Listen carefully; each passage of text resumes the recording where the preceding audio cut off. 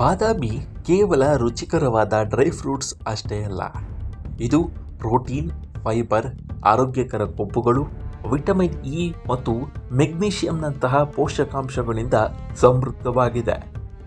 ಹೀಗಾಗಿ ಬಾದಾಮಿಯನ್ನು ಸಮತೋಲಿತ ಆಹಾರದ ಪ್ರಮುಖ ಭಾಗ ಅಂತ ಪರಿಗಣಿಸಲಾಗುತ್ತೆ. ಬಾದಾಮಿ ತಿಂದ ನಂತರ ಹೊಟ್ಟೆ ದೀರ್ಘಕಾಲದವರೆಗೆ ತುಂಬಿರುತ್ತೆ. ಹೀಗಾಗಿ ಇದು ಪದೇ ಪದೇ ತಿನ್ನುವ ಸಮಸ್ಯೆಯನ್ನು ನಿವಾರಿಸುತ್ತೆ. ಅನಗತ್ಯ ತಿಂಡಿಗಳ ಸೇವನೆ ಕಡಿಮೆ ಆದಾಗ ದೇಹ ತೂಕವನ್ನು ನಿಯಂತ್ರಿಸುವುದಷ್ಟೇ ಅಲ್ಲ, ಜೊತೆಗೆ ಅಗತ್ಯವಾದ ಪೋಷಣೆಯನ್ನು ಸಹ ಪಡೆಯಬಹುದು. ಬಾದಾಮಿಯಲ್ಲಿ ಫೈಬರ್ ಅಂಶ ಇದ್ದು ಇದು ಜೀರ್ಣಕ್ರಿಯೆ ಪ್ರಕ್ರಿಯೆಯನ್ನು ನಿಧಾನಗೊಳಿಸುತ್ತೆ. ಇದರಿಂದಾಗಿ ಹೊಟ್ಟೆ ದೀರ್ಘಕಾಲದವರೆಗೆ ತುಂಬಿರುತ್ತೆ. ಪ್ರೋಟೀನ್ ಸ್ನಾಯುಗಳನ್ನು ಬಲಪಡಿಸುತ್ತೆ ಮತ್ತು ದೇಹದ ಶಕ್ತಿಯನ್ನು ಕಾಪಾಡಿಕೊಳ್ಳಲು ಸಹಾಯ ಮಾಡುತ್ತೆ. ಆರೋಗ್ಯಕರ ಕೊಲೆಸ್ಟ್ರಾಲ್ ದೇಹಕ್ಕೆ ಅಗತ್ಯವಾದ ಪೋಷಣೆಯನ್ನು ಒದಗಿಸುತ್ತವೆ. ಇದರಿಂದಾಗಿ ಆಹಾರ ಪದ್ಧತಿಯನ್ನು ಅನುಸರಿಸಿದರೂ ಸಹ ದುರ್ಬಲ ಅಥವಾ ದಣಿದ ಭಾವನೆ ಬರುವ ಸಾಧ್ಯತೆಗಳು ಕಡಿಮೆ ಆಗುತ್ತವೆ.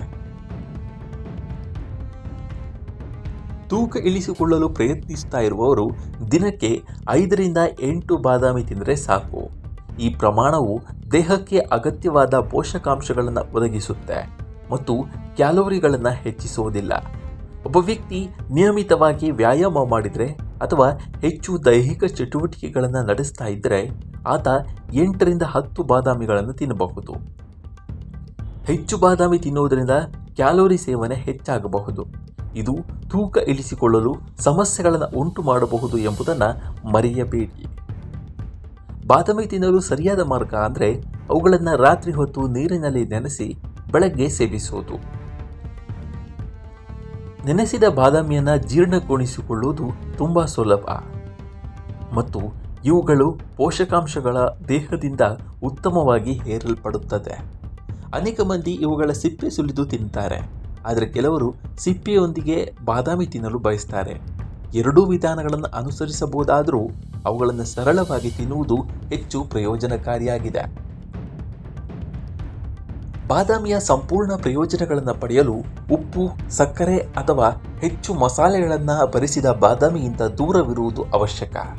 ಇವುಗಳನ್ನು ಉಪಹಾರಕ್ಕಾಗಿ, ಮಧ್ಯಾಹ್ನದ ತಿಂಡಿಯಾಗಿ ಅಥವಾ ಹಣ್ಣು ಮತ್ತು ಮೊಸರಿನೊಂದಿಗೆ ಸಹ ತಿನ್ನಬಹುದು.